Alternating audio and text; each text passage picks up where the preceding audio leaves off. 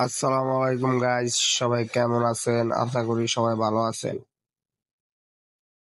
আমরা একটি পার্কে আসলাম। পার্কটার নাম হলো ফ্যামিলি পার্ক। এটি অবস্থান করছে গাজীপুর।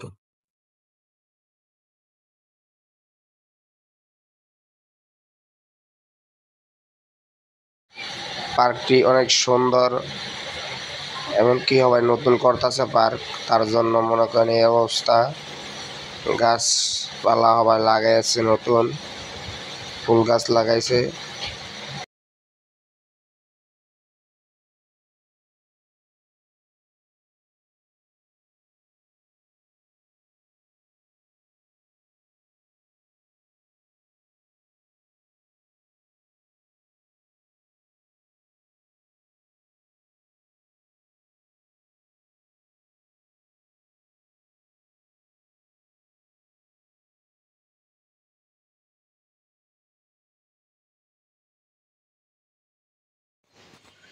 সো আমরা ঘুরতে গেলাম ওই জায়গা, নতুন সবকিছু করতেছে।